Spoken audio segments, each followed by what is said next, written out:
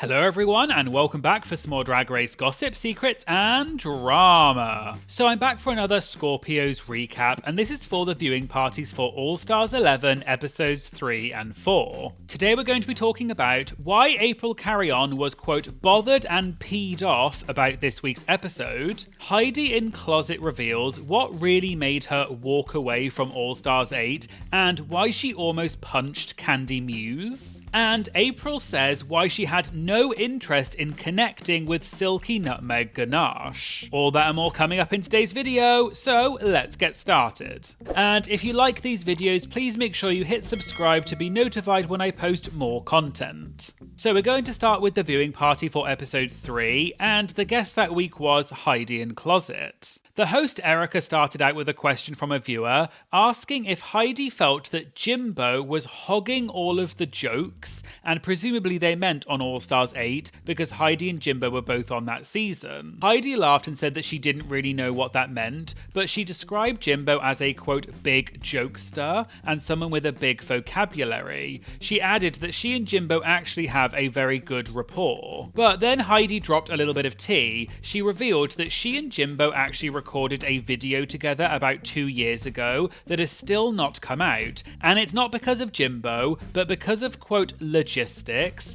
and it sounded like there were some bigger issues about it, but Heidi didn't want to say any more. Heidi said she doesn't want to put anyone's business out there, but she did reveal that in the video, Jimbo painted her as the Casper character that Jimbo did for her talent on UK vs. The World with rhinestones. One of the hosts said they can't wait to see the video, but Heidi said, quote, "It's been 2 years, so I don't know if you're ever going to see it." The next question was from a viewer, and they asked how strict is the Drag Race NDA and how long do they last? Heidi said the Drag Race NDAs are secure, but they're quote not the worst NDAs. She added, quote, "I'm sure there's people who invite people over to their house and then they have people sign NDAs for reasons because they are doing inappropriate things with underage people. Those kinds of people have much tougher NDAs. I'm not going to say their names, James Charles, but..." And the audience gasped and laughed. Just for some background information in case you don't know, James Charles is a YouTube beauty influencer who back in 2021 admitted to sending flirty messages to 2 16-year-old boys on Snapchat. He addressed the allegations in a video called Holding Myself Accountable, where he claimed he believed both boys were 18 at the time and apologised for the conversations. A Vulture article around the same time detailed allegations from multiple boys, including one as young as 15. YouTube temporarily demonetized James's channel as a result. He has since denied being a predator or a groomer, but he has admitted to making, quote, a big mistake. James has also been accused of multiple other things over the years, so this has become a very widely known topic. Going back to Scorpios, Heidi said the Drag Race NDAs themselves are still very strict, and they last for a year after your final episode airs. So you have to be really mindful of what you say, how you say it, and when you say it, because production, quote, loves to watch everything you post and they will call you up about it. The next question for Heidi was about her decision to quit All Stars 8 and whether it was the greatest gift that she could have given herself. Heidi explained that for her, it was about having peace in her mind and her heart. She explained that she grew up with a lot of anger issues and she went to therapy and got herself together, and now she thinks of herself as a, quote, happy-go-lucky type of person. But during her time on All Stars 8, Heidi said she felt herself, quote, slipping back into wanting to punch a B-word in the face, mostly Kandy Muse. Presumably this is because on All Stars 8, Heidi said Kandy had said a bunch of things behind the Queen's backs, but Kandy said Heidi was lying. Kandy has since admitted that she did say those things and she was lying, but that was part of the reason why Heidi quit the show. Going back to the question, Heidi continued and said, quote, "It was taking me back. I was ready to start flipping tables and stuff. I was like, you know what, let me remove myself, because sometimes it's better to leave than to get disqualified for physical violence. The host joked that Heidi didn't want to be remembered for, quote, whooping someone's ass on national television, and Heidi agreed. There was then a question which was a bit of a dig at the previous week's viewing party, where the guest had been Mystique Summers. Just for some of you who may not have seen my previous Scorpios recap, Mystique was the guest, and she made a lot of comments during the viewing party, such as calling out Dawn, as well as making digs at the hosts. And after the viewing party came out, the comments on YouTube said how messy and awkward it was to watch, and that it seemed like Mystique had too much to drink. Erica, the host, had been away that week, so throughout this week's viewing party, it became a running joke, and there were lots of shady questions and comments about Erica not being there, and also saying that the viewing party with Mystique was chaotic. So going back to this week's viewing party, the question asked whether there had been any climax to the previous week's viewing party, or had it just ended in, quote, miserable silence. The hosts admitted that it had basically been crickets for the people who were there, and one of the hosts joked that the audience had come up to her after and said, quote, "Girl, we got to go after 2.5 hours." They had another similar question, asking whether they'd need security to protect them from how incredibly bored Mystique Summers looked on stage, or whether everyone had just left by then, and there were also several more questions like that as well. They moved on, and there was then a question for Heidi about whether she has extended an olive branch to Kahanna Montrese. Just as some quick background information, you may remember that during All Stars 8, Heidi and Kahanna had an argument, which was part of the reason Heidi quit. Then, after the season aired, Kahanna called Heidi out in a video where she said that if she ever saw Heidi in the streets, it would be, quote, on sight. And after that, Heidi said she and Kahanna don't speak anymore because Kahanna had threatened her. Going back to Scorpios, Heidi said that after All Stars ended abruptly for her, and after the social media drama that followed, the two of them initially, quote, kind of buried the hatchet. But then Heidi did an interview with Kelly Mantle where she said that she didn't really talk to Kahanna and a few of the other queens from that season, and that comment actually initiated a conversation between her and Kahanna. Heidi said they've now properly buried the hatchet, although she said they're not best friends. But she said, quote, "We're in a state where we're both content with how everything's happened, and we're open to see where our friendship can go from here." She added that they're not at the, quote, "I love you" stage, but they're also not, quote, trying to chop each other in the neck when they see each other. The next question for Heidi was about whether there were massive holes in the story that production told about why she left All Stars 8.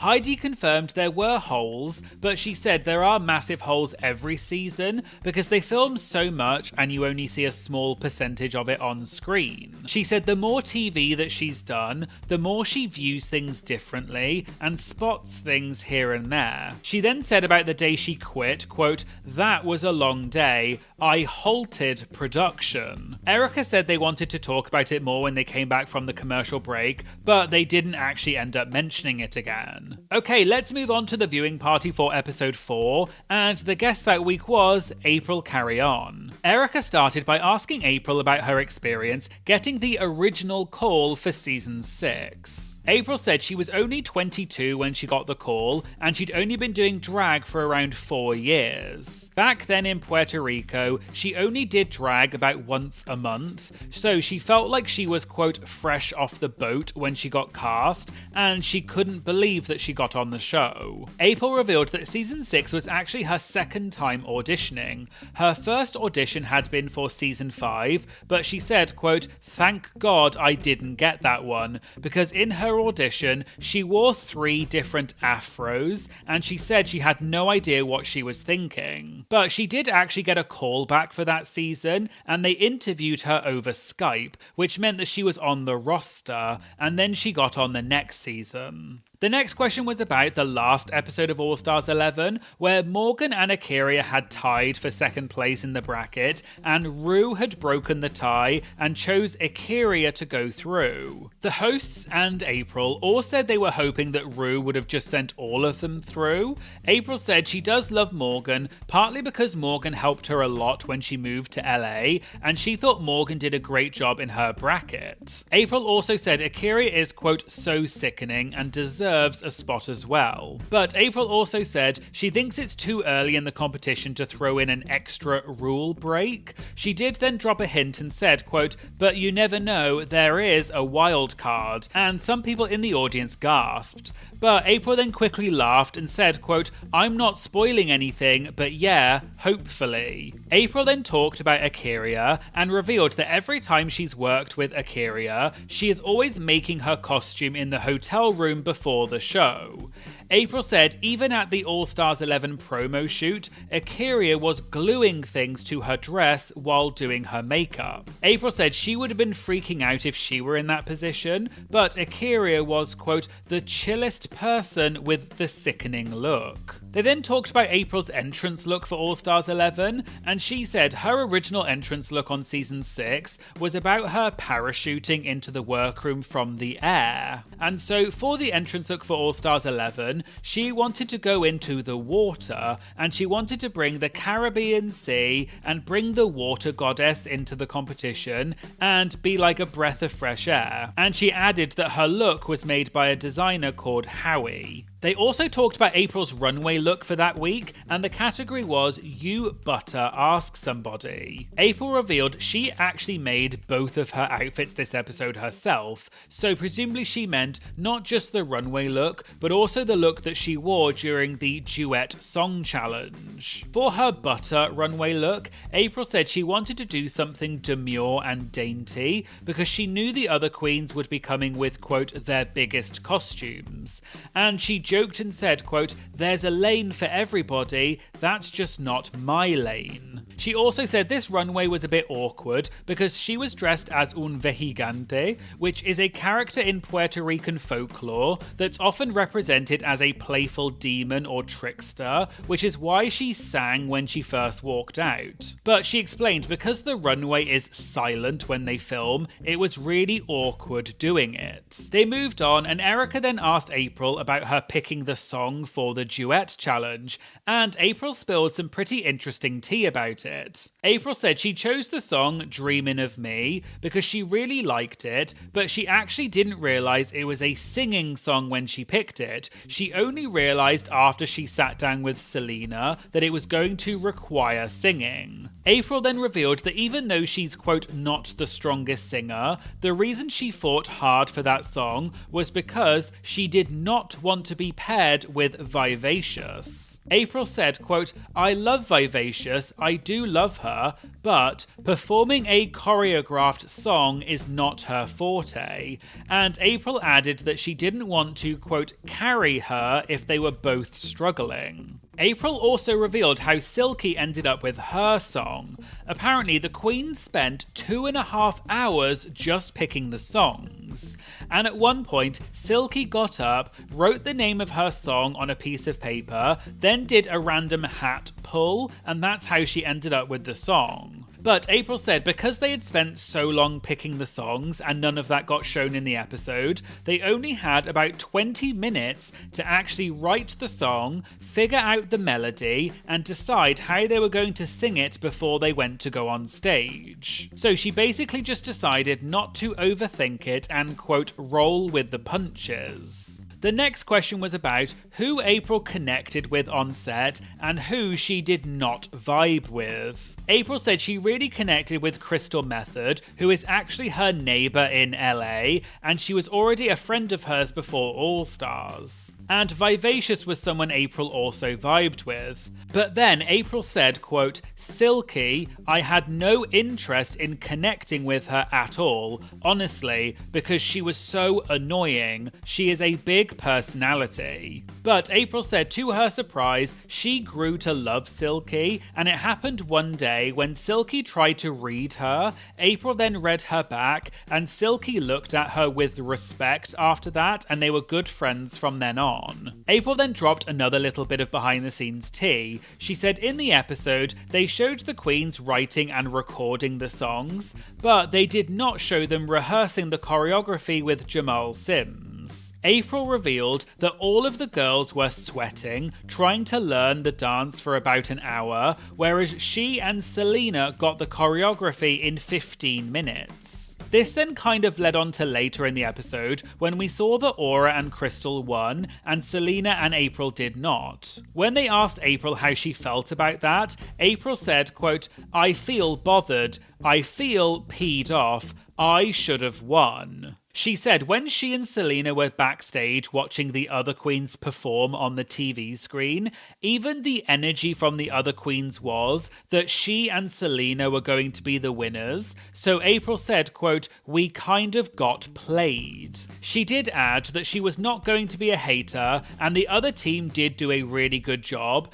and one of the hosts jumped in and then said they would be the hater for her and that April should have won. April also said the reason she's annoyed is because in the edit, they did not show the other queens struggling with the choreography, whereas April said, quote, "I just swam through it, that's what I'm peed at." They talked about the lip sync that episode between Aura and Crystal, and the consensus from the host was that it was not that great. April said she actually enjoyed it more watching it back now on TV, because on set, they can only see it from behind, so she didn't really see all of the quirky things that Crystal was doing with her outfit and the extra leg. And although that's not how April would have done the lip sync, she liked what Crystal did. Then finally, there was a viewer question for April about how Drag Race has changed since season 6, which was 13 years ago. April said the experience this time around was completely different.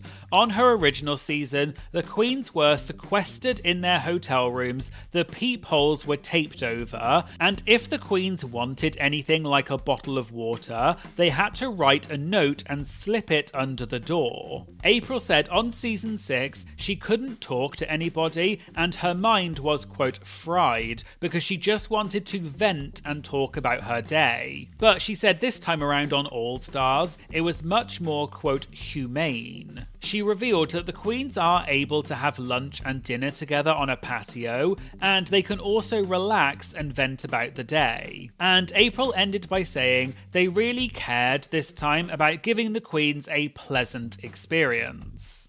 So there you go, there were the Scorpio's recaps for All Stars 11 episodes 3 and 4. What did you think of the Bracket 2 premiere? And which challenges are you looking forward to seeing the most? Let me know in the comments. I'd also like to give a special shout out to my newest Patreon members, Peter and Ella, who joined in the You're a Winner Baby tier. Peter and Ella, you are both winners, baby. If you'd like to get things like early access, exclusive content, as well as many other benefits like priority to have your comments featured in my videos, you can check out either my Patreon, which is my main platform, or for a more convenient option if you want, you can also join my YouTube membership by clicking the join button under any of my videos. And there'll be links to both of those things in the description. I'd also like to say thank you so much to my amazing Patreon members. You are absolutely incredible. Your support truly does keep this channel going, and you have no idea how grateful I am to all of you. So honestly, thank you so much. Please make sure you like and comment on this video because it does help to boost it in the algorithm and promote it to even more people. And please make sure you do your big one and smash that subscribe button because it does make a big difference. Thank you so much for watching, and I hope you'll join me in the future for some more Drag Race gossip, secrets, and drama. Thank you so much. Bye.